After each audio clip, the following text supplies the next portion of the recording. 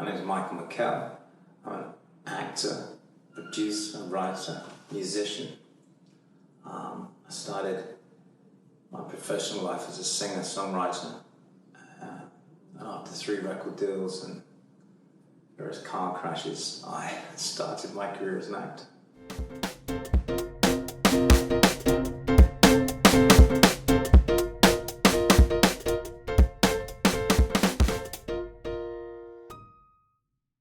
What age did acting first become an interest to you? I first really became seriously interested in acting through an English teacher called Anne Davis. I'd seen movies as a kid. I'd seen James Dean in Rock Without a Cause, and Elvis in Jailhouse Rock, funny enough. And then whilst I went to a very big comprehensive in East London called Kenty. There was a school teacher there, English teacher called Anne, and we got on really well. And she sort of understood me, and I'd never been to the theatre, and she took me to see a play called Zigga Zagga at the Shore Theatre. And from that day, I was sort of like, I wanted to do something like that. In that, I picked up a guitar when I was 13 and started playing guitar. And I had a band at school. And it's almost like the band kicked in before the acting, because I was signed to Phonogram when I was 19 years old. Via Terry Venables, if anyone knows who Terry Venables is. Terry was England manager and a great footballer as well. I used to sing with my band, The Park, in one of his pubs. Or pub I found out was owned by him in Leighton. And one night he came in, he'd never been there. All the bookings were done through a guy called Brian who ran the joint. And Terry came in on a Sunday with Chrissy Hines and Ray Davis. And I found out later, he'd said to Brian, "Is it like this every weekend?" He said, "Yeah, let's pack this place out."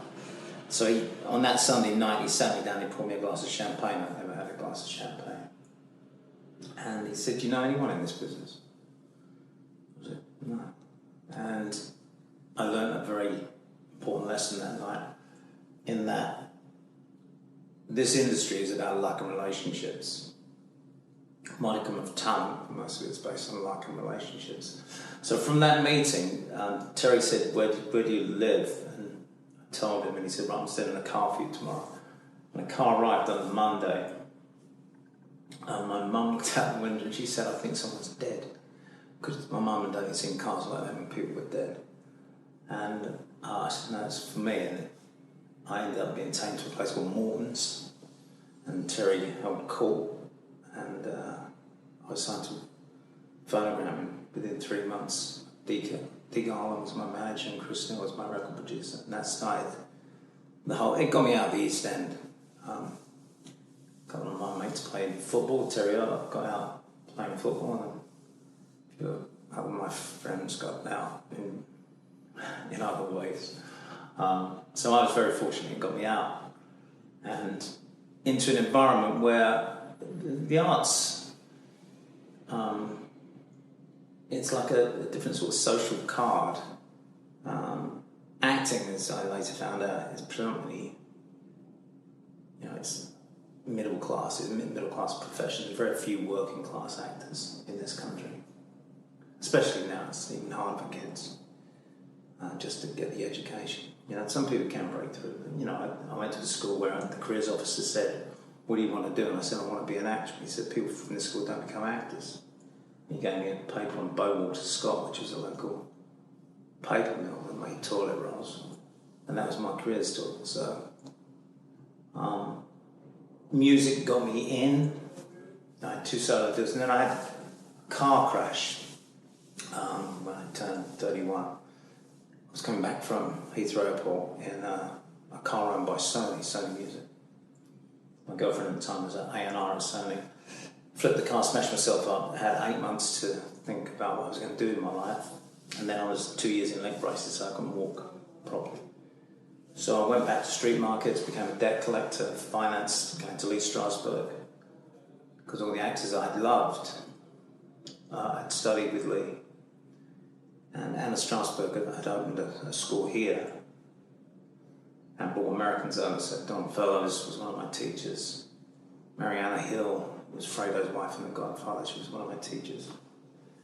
And I learnt my trade. I produced my first 3-4 plays because I was told, again, that you can't start acting at 36. So I did start acting at 36. So I employed myself because nobody else was going to give me a job. And that started rolling. Andrew Madson was my first agent, bravely, because he took me on. I just got a TV show on a show called Madson. Ian McShane gave me my first TV role. I'd met with him, auditioned, and we just got on. And it's funny, again, I learned another lesson that in life and also in this business, don't believe everything you hear until you actually meet the person, because I was told that Ian was a particular type of person and could be a bit off. And it was one of those rarities when I'd had time to prepare for the role. Most TV now, you get the script and they're shooting it on, get it on Friday and they're shooting it on Monday. So you get the weekend to have a look at it. But I actually had 2 months, and I read the opening phrase that says Ray McGreevy stands in his Calvin Klein's. So I thought, right, I'm going to hit the gym. And I got up to 13 stone. I've never been 13 stone in my life. And I got ripped. And so I got on set. We shot the first scene, which is me standing in the doorway. And then the costume came out and said, can you put a dressing gown on? I went, really? I said, I've just knocked myself out getting in this shape. And they said, no, Ian thinks. And I'm like, oh, here we go. And then we came to shoot what was like a poker game conversation. And we shot Ian's close-up first. And then we were going to break and have lunch. Because Ian was sort of a co-producer, mate. It's his gig. And then it flipped to do my close-up. Now, anyone that's watching this knows anything about film. If this is the camera, I'm Ian McShane. I'm the other side, right? And because it's filming me. So we start the conversation, and as we're talking, Ian starts doing this. So I thought, okay, what do I do with this? And I persevered and then continued the conversation. He's going. And I went, hold it a minute. And the director said, I said, just hold it a minute. I said, can I work with you? He went, yeah, sure. So we stepped outside.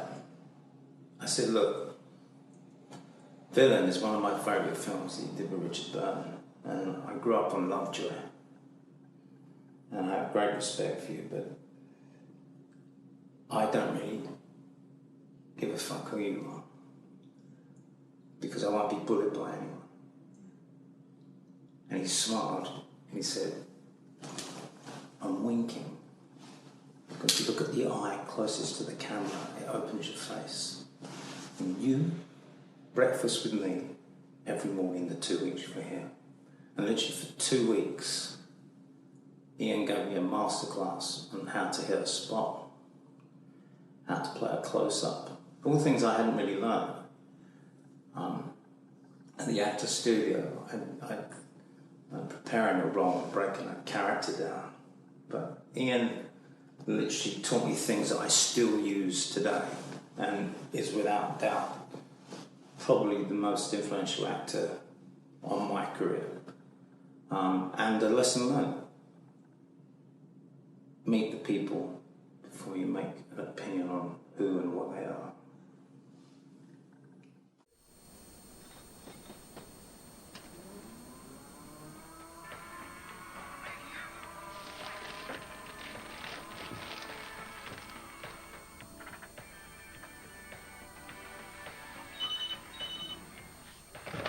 Yeah. You found it then? What's this? There's another bag. What? Where? Somewhere in the house. Where? That'd be telling, wouldn't it? You're going down for 10 large ones. 'Cause as soon as I hang up, I'm gonna dial your mate, D.I. Rourke. He'll help you find it. You're dead! Do you hear that? What? Come on, Sam. 10 minutes, all right?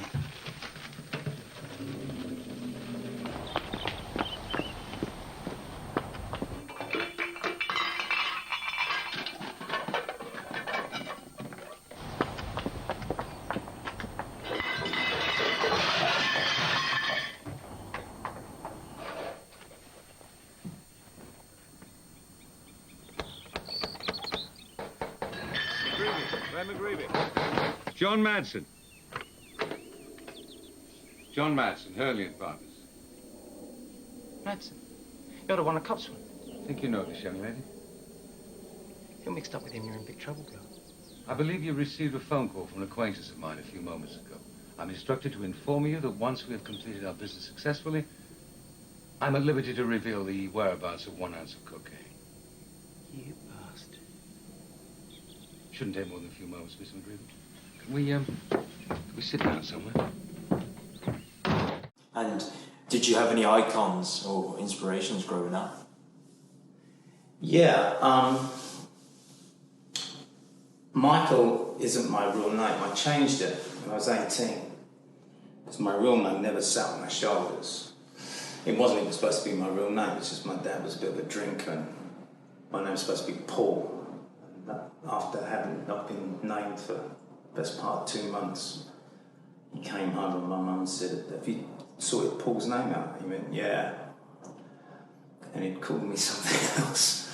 He called me Kevin, which, as I said, it really never, so when I turned 18, I changed it by default. I changed it by default because I saw The Godfather and Al Pacino as Michael.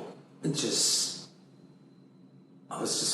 remember seeing it like about 3 times on the trot, and I had seen Pacino on stage. It's one of those rare occasions. I went to see him in American Buffalo, and I saw it 2 nights on the trot. Both nights, I was the only person in the audience I didn't know.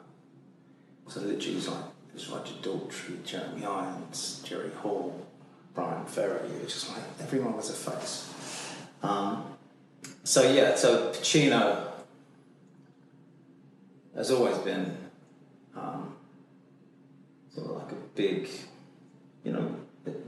you see people in stuff, or you see a piece of work, and you realise why you have this in you, this passion to do it, because occasionally you need to be reminded, because often, if you're a jobbing actor like I am, you do work that is, you want to pay the bills, you want to look after your kids and your family.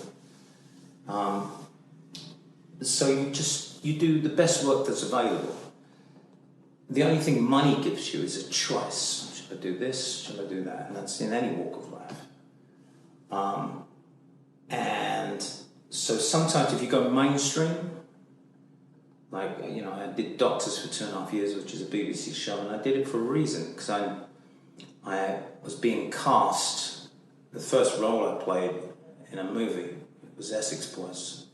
We did with Sean Bean, Alex Kingston, Charlie Creed Miles, Tom Wilkinson. And Larry Land said this to me. He said, be careful how you allow yourself to be cast. And he was right, because I could see that I was going down a definite track, and to a certain extent that is how you're going to be cast throughout your life, younger and older. And so I did Doctors in the hope that it would change casting directors' view of Michael McKell, the actor who always plays gangsters. So I played a doctor, very empathetic, bit of a rock and roll doctor, But I did that for 2.5 years, but knew it was time to come out. Really because of my children. I missed my boy's first game for the school, and he'd capped and he'd scored the winning goal. And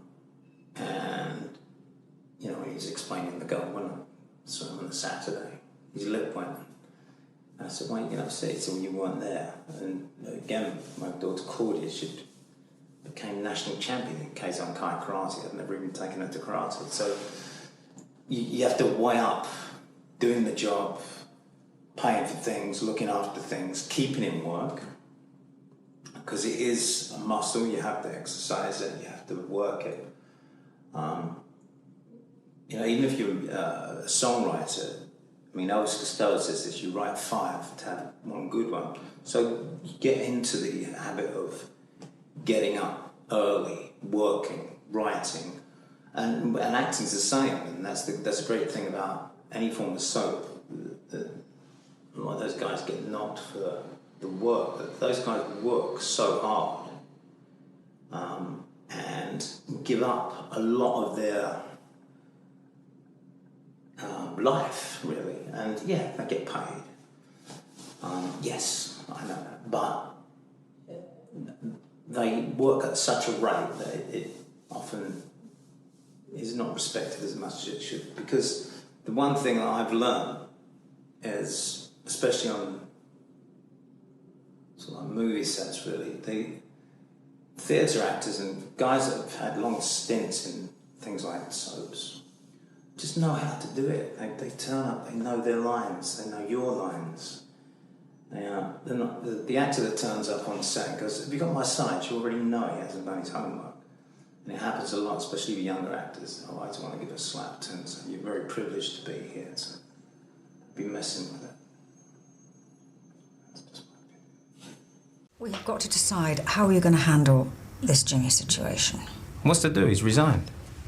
Again. Yeah, but we want him to stay. Don't we? Yeah, sure, but you try telling him that. Well, I've got to admit I've never seen him so angry and upset as he was last Friday. If he won't even let me apologise, I don't see how we're going to turn this around. I think it's beyond apologising. The more we try grovelling to him, the more he's going to just throw it back in our faces. If anything, we should go completely the other way. What do you mean? A bit of reverse psychology. Just play it cool. Don't fight against his resignation, just go along with it. Pretend we're okay with him leaving. Really? Yeah, take the wind out of yourselves. Oh, I don't think that's going to work. Why not? This way we're not pandering to him and it might snap him out of this wounded mode. Well, I suppose it's worth a try. Do you really think so? I think we should give it a go. Well, you talk to him first, and then we'll go along with it. Why me? Well, because he'd never suspect you, and you have the most honest face of all of us. Sorry, doctors. I've got something I need you to sign, Julia. Oh, OK. That's what done anyway.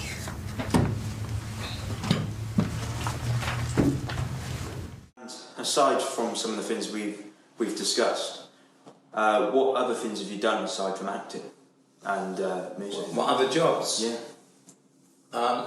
Well, because I started late, I had to fast track everything. So when I got my first West End, I did Blood Brothers for Bill Camelot. He gave me my first sort of break in the theatre. And then Bill came to me and said, "Right, I want you to do another year." And I said, "I haven't got time." I said, "I'd love to, and I love the job, but I haven't got time. I've got to keep moving." So I've tried to do that all along the way. So when I've been in theatre, I've cut it short, or I've been fortunate enough. My first agent was a very clever man, Andrew Madson, and so he would put in what they call a betterment clause to most of my theatre work, so that if I got offered a TV or a film, I could do it. And so I was very fortunate. I met Ben Elton and did a show called Tonight's the Night. But during that time, I also did the second season of M.I.T.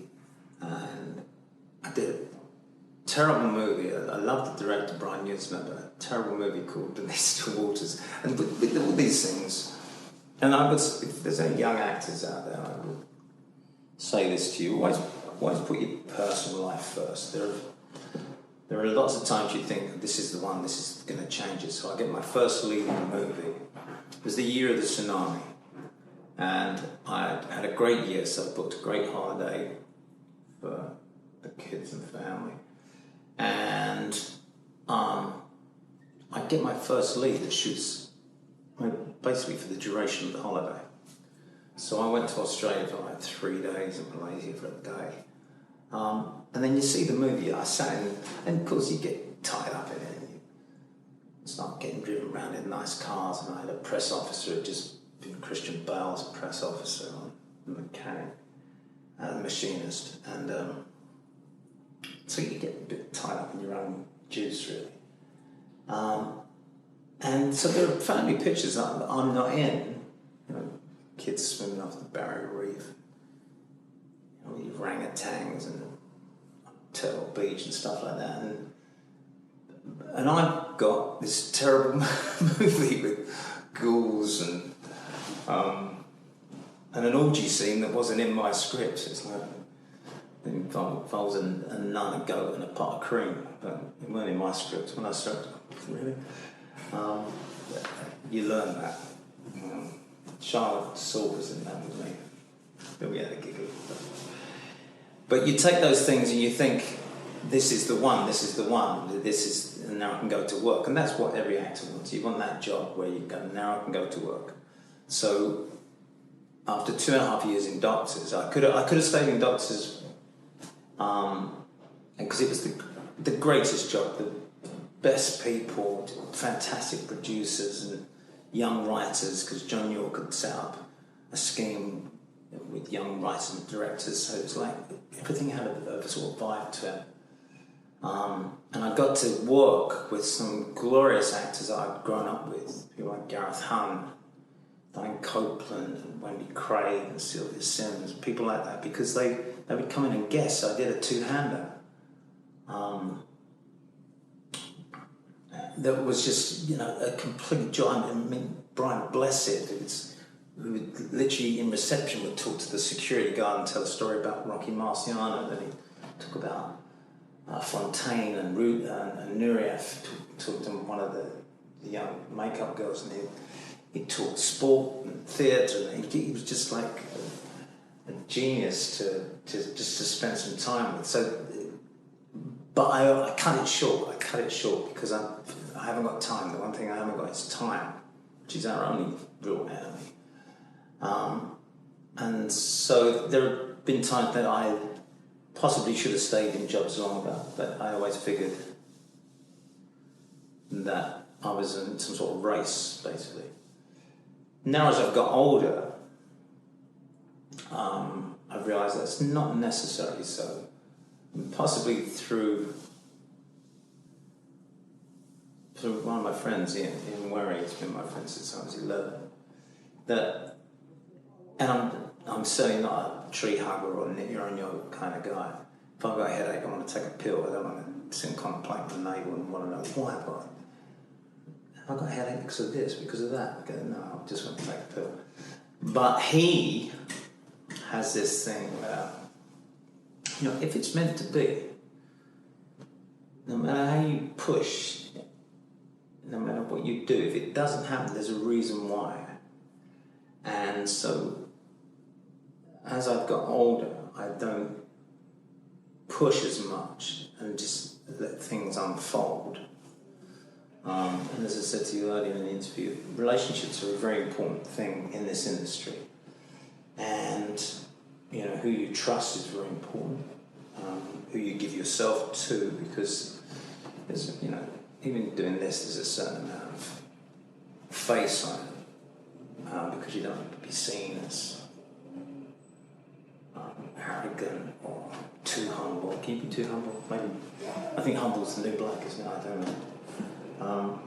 And, you know, everyone's worried about being cancelled. It's the strangest environment where everyone's media trained now. No one just talks. especially in this situation, or they're selling something. There was a time when you'd watch an interview, say with David Niven, which is really old school, but David would just go on and tell stories. He wasn't saying anything. He was just telling everyone. Or Oliver Reed would just be Oliver Reed. And he'd just enjoy that, embrace that. But now everyone's selling something. They've got a book, they've got this, they've got a reality show coming out. And it's a strange world now. Social media and technology is a great thing for young guys like yourself because it makes technology accessible. So, if you've got a phone, you can make a film if you want to.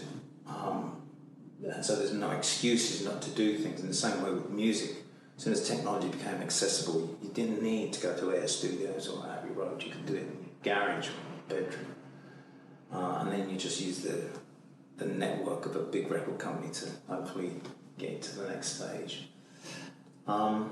So, everything's accessible now. Everything's accessible. So I just try and not put those restrictions of time and pushing for things to happen. Just let things happen a little bit in their own way. That makes sense.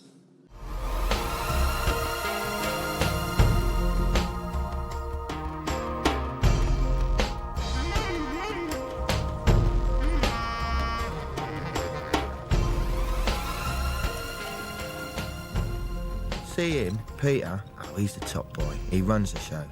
Him, Wayne, does whatever Peter tells him. And Jason, well, every firm needs a mad acid bath murderer, doesn't they? Speak of my hair, Billy. You look like a fucking fool. Oh, fuck off. Fuck off, will ya? It's all right, isn't it? That's really, really fucking stupid.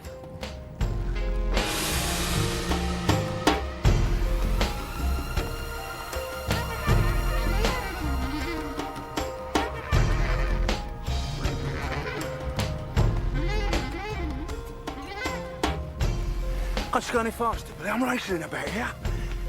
Oh, you're supposed to be Billy fucking Whiz. It's all come from the doors. You run the doors and you control what gets inside. Clubs don't give a shit. Just don't want any aggro. Most weeks now we're turning over 20 grand. Yeah? Fucking hell. We do a bit of weed in a week, maybe, but pills is where the money's really at. I keep away from when they're on them. Fucking eyes will go wonky, don't they? He's done them, shot me nuts. I won't touch him myself. Enough for you, Jace. They make you want to love everyone. I love you!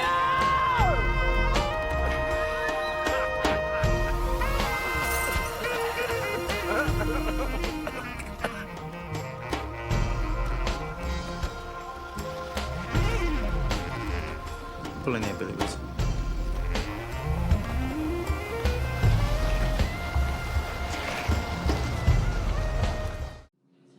And what do you feel has been one of your most enjoyable roles?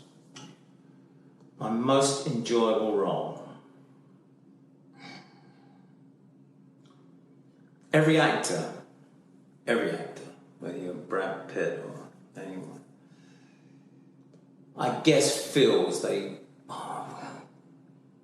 shame I didn't get that job. Because, I don't know if you've ever seen it. If you would see the audition process of The Godfather, in that you will see Pacino auditioning several times for the role of Michael and not being wanted.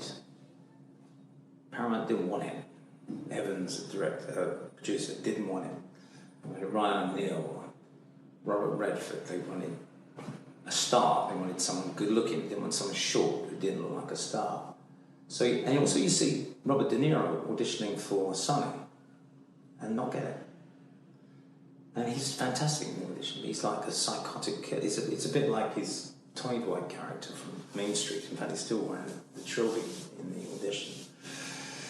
So, again, to any young actor, just watch that. Because even they didn't get it.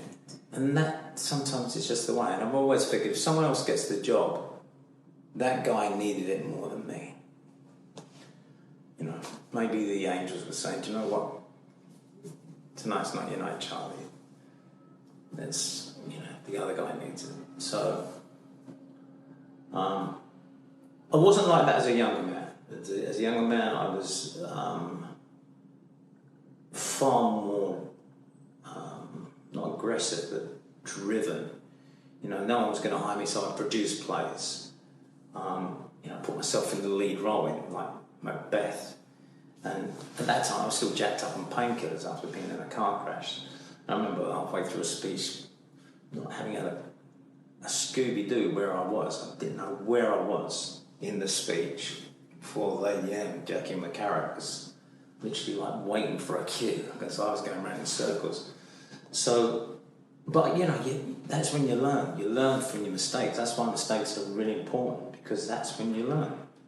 You don't learn by just getting it right every time, because no one gets it right. But then it's every like special moment's almost like a happy accident. Occasionally. And have there been any roles that you have played that you remember being quite challenging or difficult to work with that role? No, because I think a lot of boxers talk about acting, really. And although how I studied is you know, it's not a religion, so I just do that, go away and I study. And I'm terribly dyslexic. Didn't realise it until I sort of learned through my daughter Claudia, really.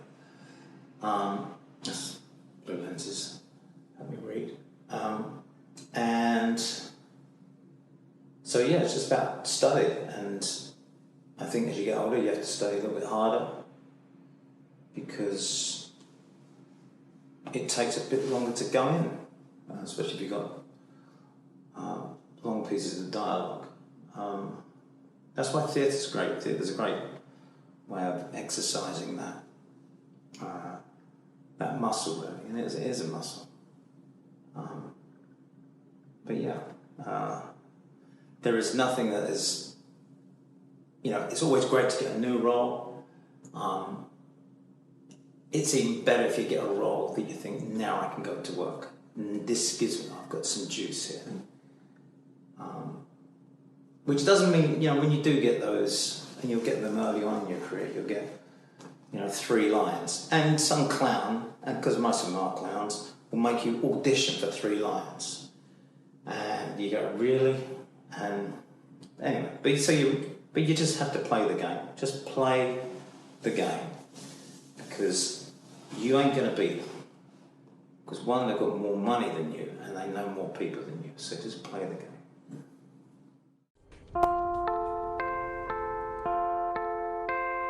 Train whistle blowing makes a sleepy noise. Underneath the blankets go all the girls and boys, rock and rollin', riding out along the bay, all bound for morning town, many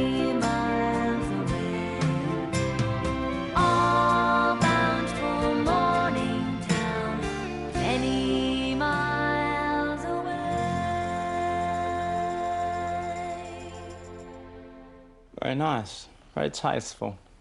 I love all that. Aren't you phoning it through to Gary? Nah, he never asked. I just like to hear you sing, that's all. Shut up. And is there any role or character you would like to let me rephrase that, sorry. Is there any role or character you would like to portray in the future? A specific role? Not really. I just want to do always the best work that I can get to grips with and get a hold of. And work with the best people you can, because a good actor will always make you look better. And to just keep learning. Don't be arrogant to think you know it all, because you don't. you know how to hit a mark, you know where your light is, and you know when someone's shadow, and you can help sometimes, especially with younger actors, and just, you know, I've always tried to do that thing that Ian McShane did with me, and just try and be helpful, and be nice to people.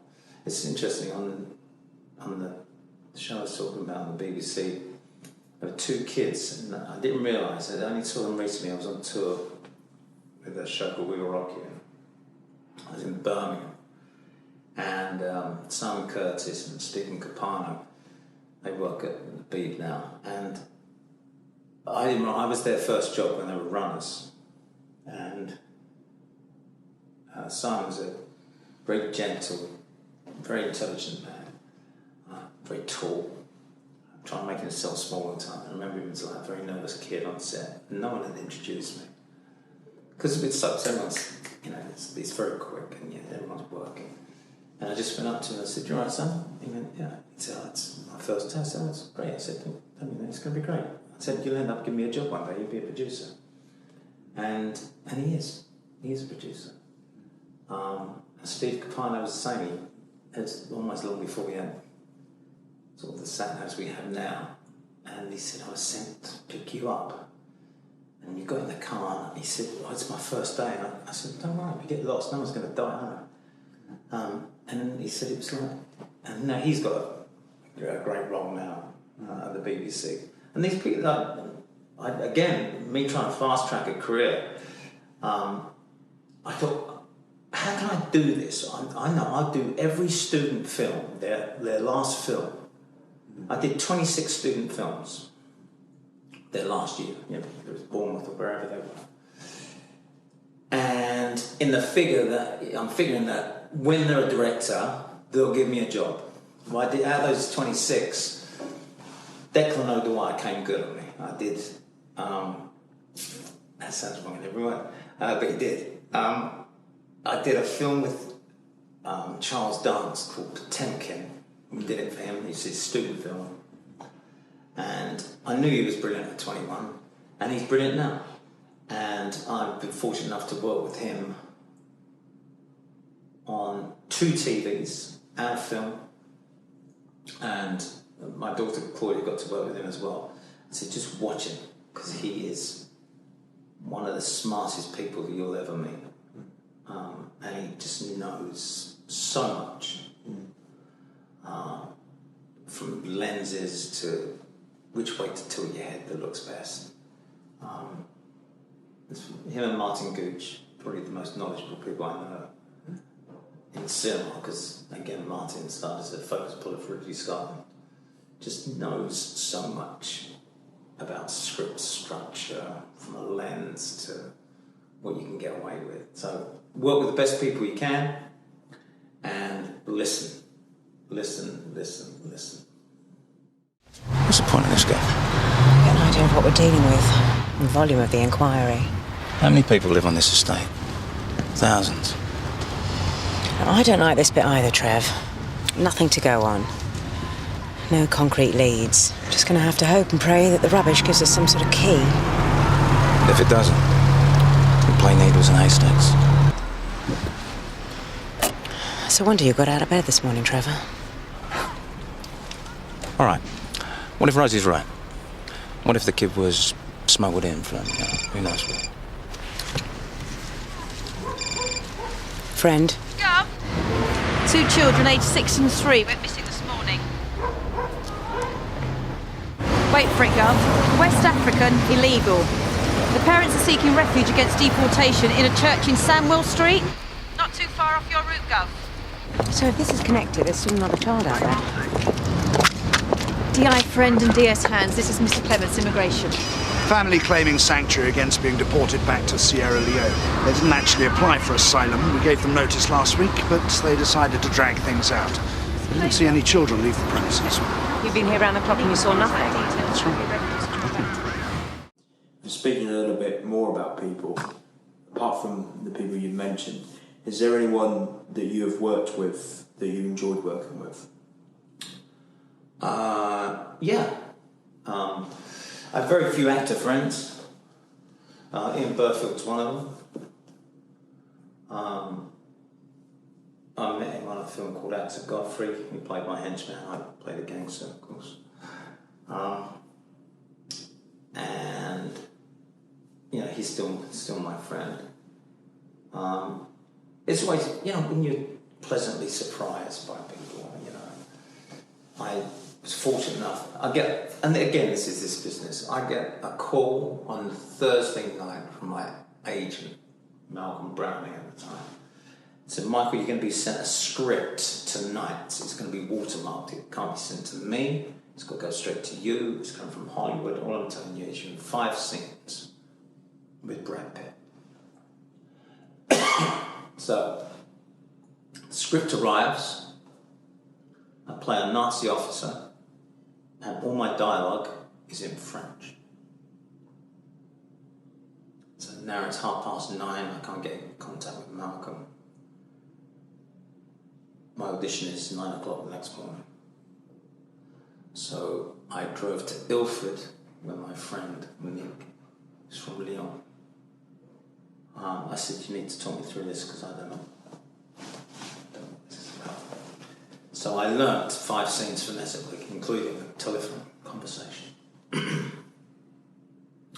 Studied till about 4 o'clock in the morning.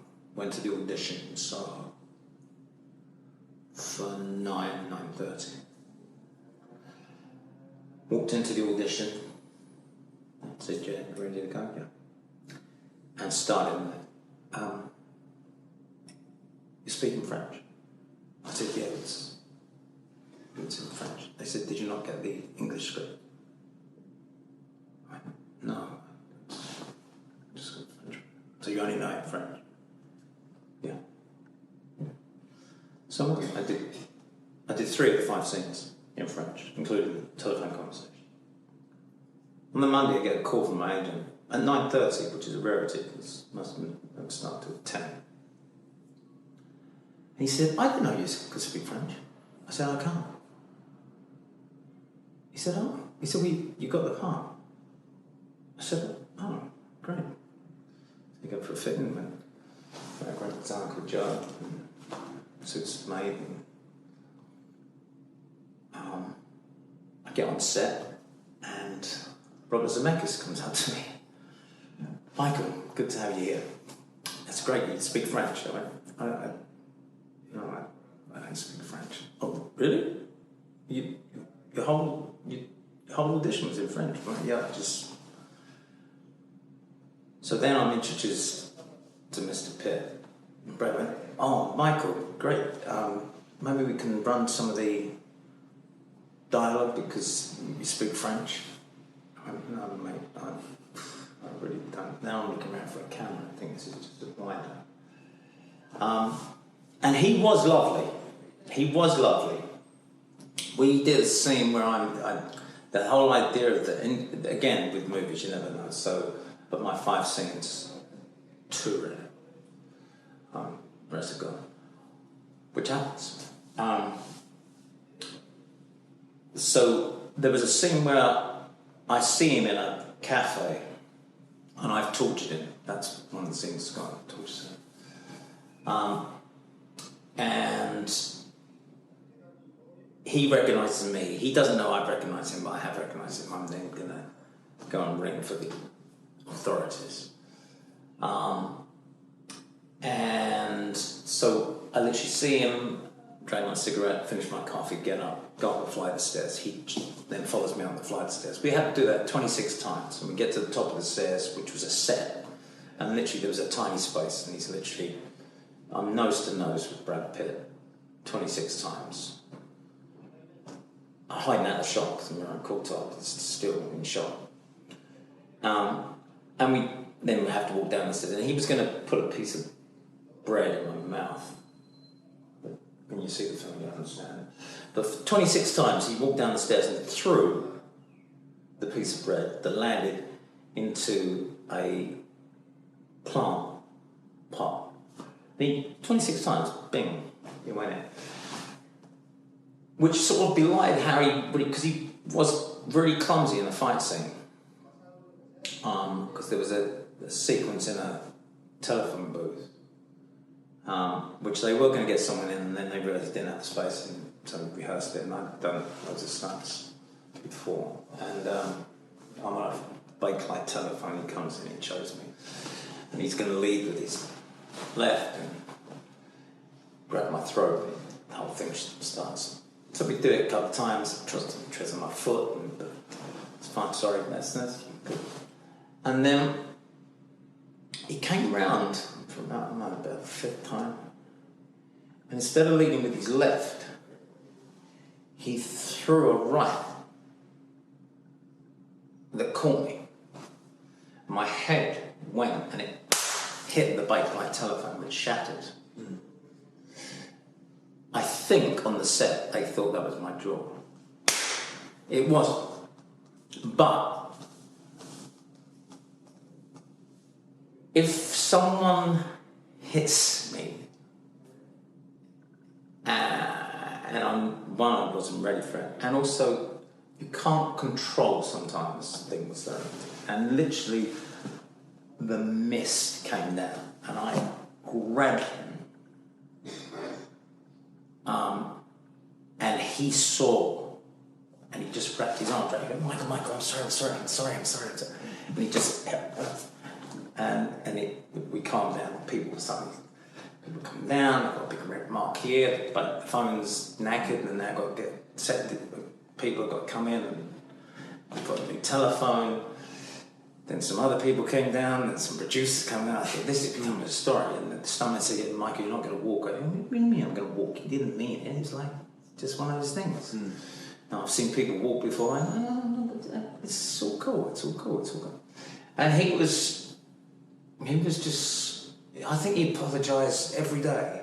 He must have, Michael, hey, I'm so supposed, like, mate, it's all right. No one died, it's all right. And he was going through a lot of personal problems as well, so too. And I remember on my last day, again, most of the good guys are like this. I experienced it very early doors when my friend Chris Neal was going to produce Michael McKell. We went to a Genesis gig. We were in the changing rooms just before they walked out, and Phil Collins was just literally about to walk out onto the NEC, and he saw me. He said, "Have you had a beer?" No. And he literally went to the fridge, gave me a beer. He said, "I'm just going to work," which was a really, and so most of the good guys, that's what they're like. Brad Pitt was like that with me. Sean Bean was like that, you know. Tom Wilkinson, all those the real guys. Then there are the guys that are not sure of their talent or think their wage reflects their talent. They're the ones that, unfortunately, still will litter this business. But I guess that's the same in life. Just a lot of people do believe their own press releases, I think. Anyway, he was lovely. And so, yes, he was a complete pleasure to work with. And I've been fortunate throughout my career. I've worked on great TV shows, great people, John Thor, on Camelot QC, which is loads of lessons with him. I've been very fortunate with people I played opposite. I did Touch of Frost, and again learned so many lessons, as you do. Even on Vera, working with different actors, Brenda was just a joy to work with, and so I've been very fortunate with the people that I've worked with. That I've always got something a little bit extra from it, not just the wage packet. Which is important. If you don't enjoy it, stop doing it.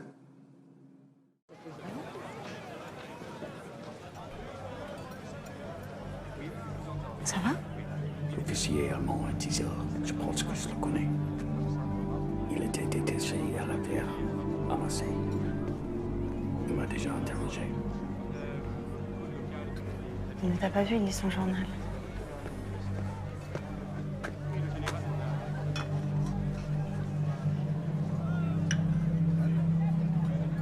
Merci.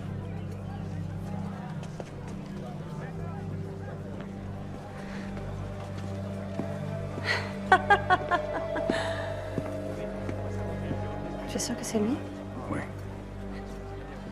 Vraiment sûr? à 60%.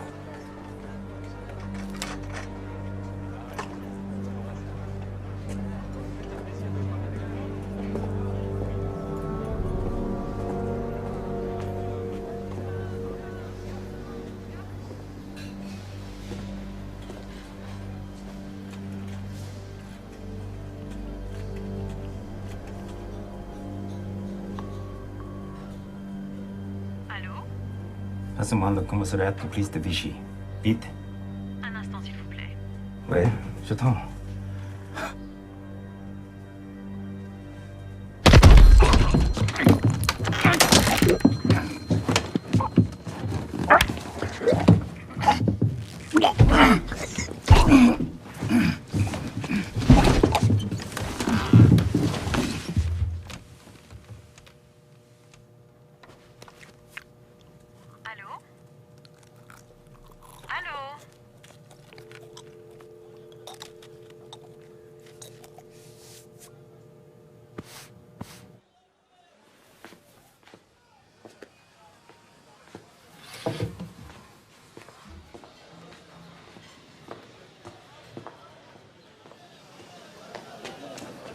On dirait comme tu sais tout là-dedans.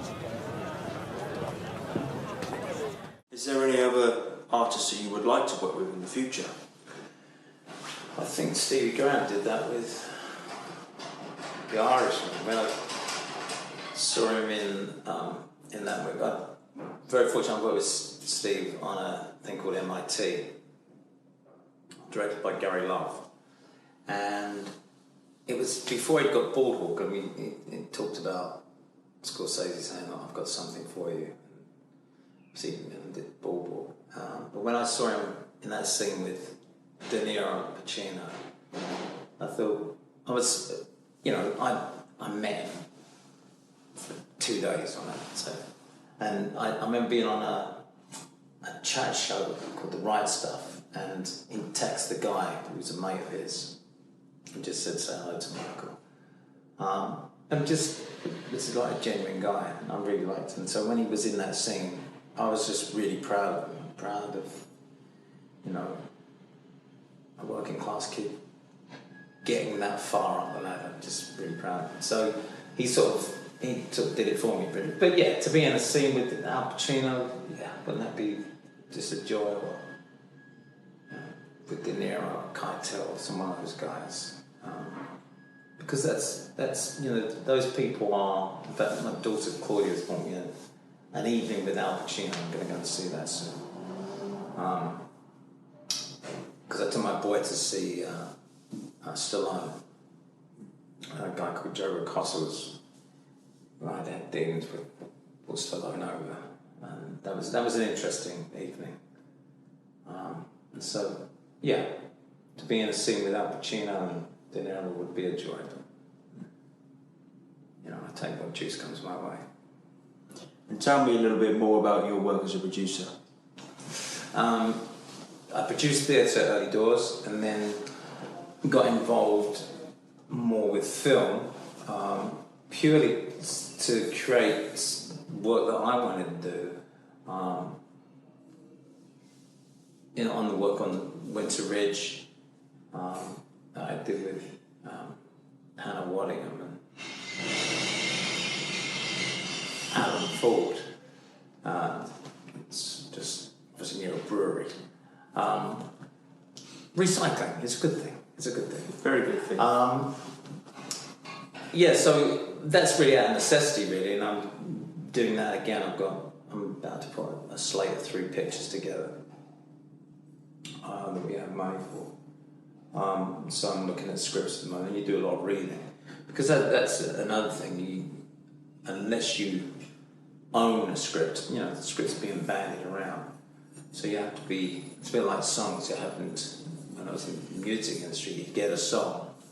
Well, I wrote my own stuff. There was occasion when a song would come your way, and you think, and then you find that somebody else has recorded it. So you have to sort of like, again, you have to get lucky. You have to get lucky a lot. But it only happens by doing it, because nothing happens by doing nothing. So you just have to be in the game. It's a cliche, but you have to buy a ticket to win. So yeah, producing really out of necessity, especially as I'm getting older, because your casting bracket changes. I worked with Kenneth Cranham, and he said, you have to watch, and it was his advice to me as a younger actor. He said, as you get older, he said, especially in this country, when you hit a certain age, because you'll end up just being the guy sitting in the corner who pees himself, because they don't see beyond, it becomes a caricature. And, I'm 64 now. Now, 64, I'm supposed to look like a granddad. And hopefully I don't, because I don't know.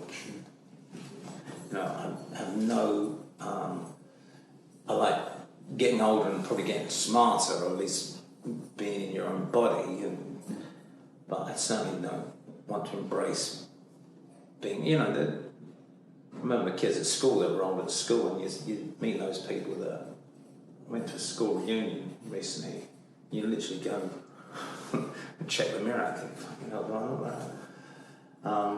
Because I don't want to embrace it. Who wants to sit by the sun and do dribble? Really? No one wants that. You don't want it for your kids, you don't want it for you. Because there is no joy in that at all. So, producing is out of necessity.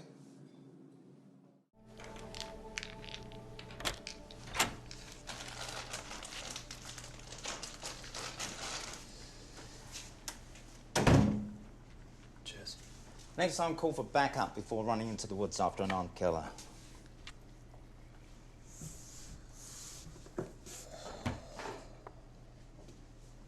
How's Amanda? Coping. Nothing we can do. Ballistics? Wait for results. You see anything? Happened so fast. Just came out of nowhere. You've proved the murder exists. Yeah, you knew the area well. And smart. Forensics have searched the woods, found nothing. We started work on locals with guns. It's flagged up Mike Evans. He's had a gun license since summer '96. Let's bring him in. That's enough. We're watching his house and his work. We've got blanket surveillance on his phones. We wait for him to show. Ryan, I know you wanted to be him. You should have killed me in the woods.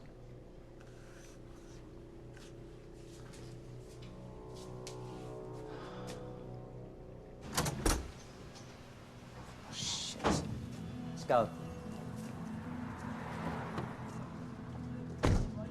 Can we get a comment on the recent shootings, detective? No comment, boys. I'll answer all your questions tonight at the conference, okay?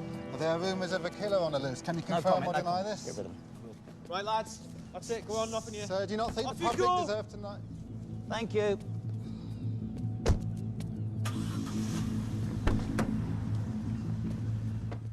Tell me a little bit more about the music stuff. Music is just what I've always done. It got me out of Walthamstow. Now everyone wants to live there. It's very gentrified, and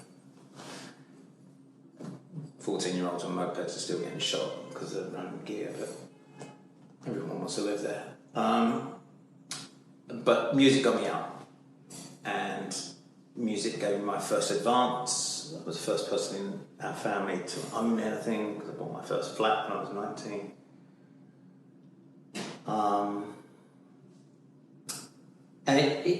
And I've been very fortunate that music has drifted in and out of my sort of like professional acting career. I started with Blood Brothers and Tonight's the Night. Been out and I did a great musical called Crazy for You, a Gershwin musical. Working with Tim Sheeder and brilliant people like Stephen Meyer, fantastic choreographers.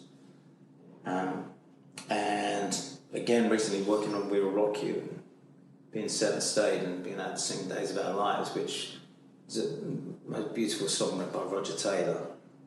And literally, I don't know if you've ever seen the show, there are the Wembley Towers, and on that set there were lots of graffiti on these old Wembley Towers, and I wrote my 3 friends' names. Sean McNulty, bass player, Nick Avis, and Peter May was the most successful of the 3 musicians. They were all musicians. Peter played with Cliff for many years, but all had died, and so I had that pleasure of just going out and singing Days of Our Lives for those 3 guys every night. And in the most glorious show, especially post-pandemic, when a lot of the kids that were dancers didn't even know if they were going to dance again, and so you've got that. And at that special moment, Brian May came on stage and played guitar with us on Bohemian Rhapsody. So music is my lifeline, really. I've got an album that I was due to release this summer, but that's changed somewhat. We released Last Picture Show, which was the single, and the album will be released, but the nature of the business now has changed, and you do need a platform. So hopefully off the back of one of the movies that I'm working on, I've got Trafficking that comes out soon. And I'm trying to involve myself in other businesses. I've got involved in the costume business as well, with Academy Costumes, that supplies TV and film. Because you have to just diversify, because the one thing, any advice I'd give any young actor, any actor, is earn enough money to allow yourself to work. So when you do earn, save it, pay your taxes. And that will afford you to wait so that you can be an actor. Otherwise, one day you won't be able to be an actor because you've got to earn money. And yes, I've done some shitty jobs. I've gardened, I've driven trucks, I've decorated, I've been a labourer. Whatever you have to do to facilitate being an actor, especially, I come from a working class background, so there's no one's putting any money in my account. So that would be my advice to any young actor out there, is when you do earn, save, so it allows you to be an actor one more day. Thank you very much for your time today, Michael. Pleasure.